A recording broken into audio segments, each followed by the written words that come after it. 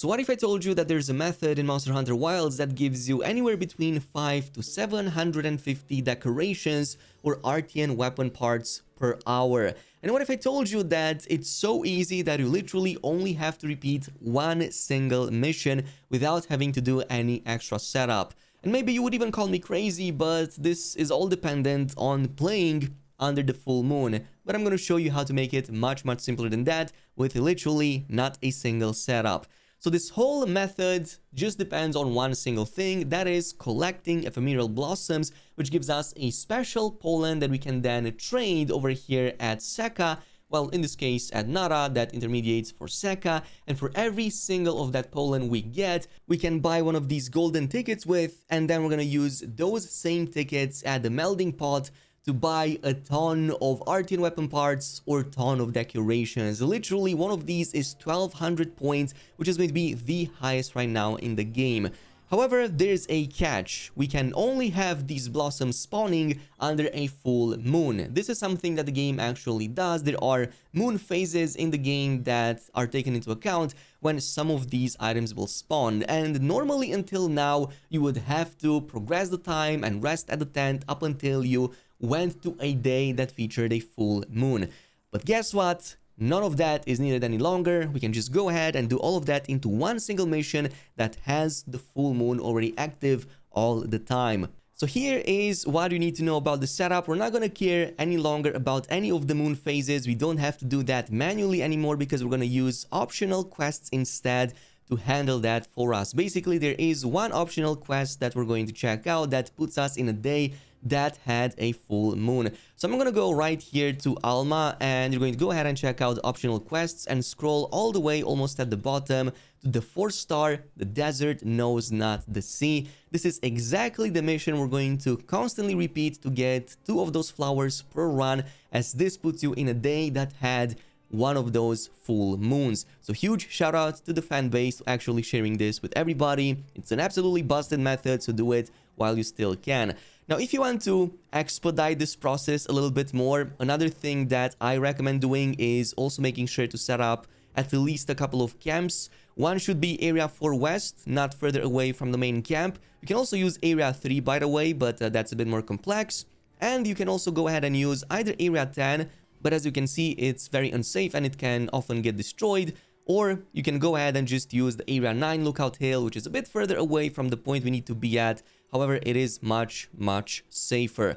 And in case you want to see exactly where those plants are going to spawn, one of them is going to be right here on this platform very close to Area 10. The other one is going to be on this other platform right here as you descend from area number 4. So these are the only 2 locations in which that flower will spawn. So let me run you through the whole process right now and show you exactly what I mean and why this method is so freaking busted. It's so easy that literally everybody can do it. So we're gonna go ahead and start The Desert Knows Not the Sea. Now, I do recommend maybe tuning off some of the settings so that you load the game a bit faster.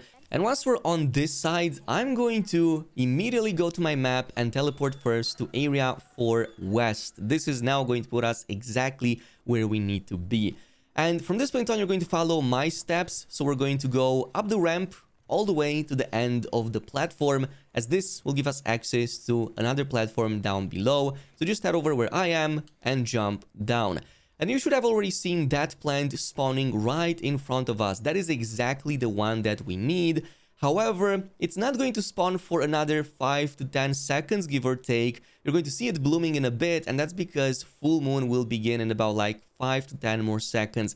So just wait patiently. If you can't interact with it, it's not an issue. It's just not blooming yet. So wait there for a little bit longer. And if we take a look at this, lo and behold, it's starting to actually bloom. So we can go ahead, spam circle/B, and now our character can pick off the ephemeral blossom. And that's going to be the first one. It's right here on this side of the map, like I said, very close to Area 4. If you want a quicker route, there's also an Area 3 camp that you can place down right here. But since we're done with this, the next area we're going to go to is again Area number 10. As you can see, we even have the ephemeral blossom already spawning. So Since my camp 10 is destroyed, I'm gonna go ahead and use camp number 9. However, don't worry, that's going to also regenerate over time, or you can just go ahead, spend some points, and repair that. And from this point on, we're gonna make our way towards it. It's going to be like 150 yards away, or whatever unit of measurement this game uses, but you probably already saw it spawning right there beneath this tree right here. So in this case, we can just go ahead and immediately collect it. We're gonna get the second flower as well as 10 extra guild points. And the moment this has been done, go ahead and quit the quest. You're pretty much done here, no longer have to do anything, go back to your base, and we're going to go ahead and rinse and repeat. Now, if for some reason at any point the quest fails to spawn any of those ephemeral blossoms, this means you pretty much have to restart the game completely. So whatever you do, just make sure that you saved in this case and then log out so that you save the progress you had up until now. But you can go ahead and exit and re-enter the game. I even suggest maybe using a private lobby, or at the very least going into online but single player, so that you don't have any interferences with your farms. And this is basically what you're going to be doing from now on. It takes me about 2 minutes to complete a single run, so 2 minutes per 2 blossoms. You can probably slash like 10 seconds off that if you tune down some of the settings to make the loading times quicker, but even that is going to be good enough. So that means about 60 blossoms per full hour, which is going to be more than you need. Trust me, after one single hour of farming this, you're going to have pretty much enough for life. And I'm not even kidding, because some of the tickets we're gonna buy with this will give us 50 to 75 per 5 tickets. So yeah, that's going to be 500 to 750, depending if you go for decorations or if you're going for the weapon parts. But once you've got enough of that pollen, you're going to go right here to Nara. He's the village intermediary, so he's going to intermediate our transaction between us and the Seka. Seka is actually the NPC that does all of this trading, so you will need to have unlocked that part of the mission. So in this case, you're going to look out for the trade offerings that require Nightflower pollen and give you either gold relic tickets or gold melding tickets. There is a big distinction between the two, as they are used at different things. So the gold relic ticket is what you're going to be using to get the weapon parts for the RTN weapon crafting. The gold melding ticket is what you're going to use to get the decorations. So be careful, because some people get this confused.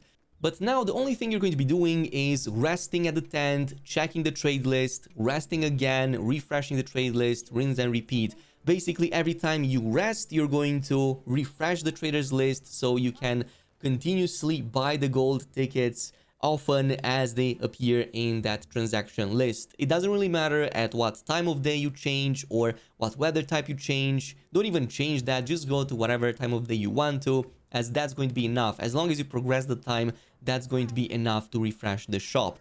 And then go back in and consistently just buy the gold tickets. Now, I do recommend only the gold tickets and not the armor spheres, as you can get most of those spheres anyway, and I think that it's just a waste. Another thing to take into account is that you likely already noticed that I can only purchase 1 gold ticket now per each individual transaction. It used to be 5 per shop reset. I think that there has been a shadow change, so definitely Capcom is aware of this and probably will fix it soon. So go ahead, hurry, and just get as many tickets as you can. Now, this is going to cost guild points, 300 per every rest, but it's definitely worth it. Even 300 guild points per 1 golden ticket is going to be a very good bargain.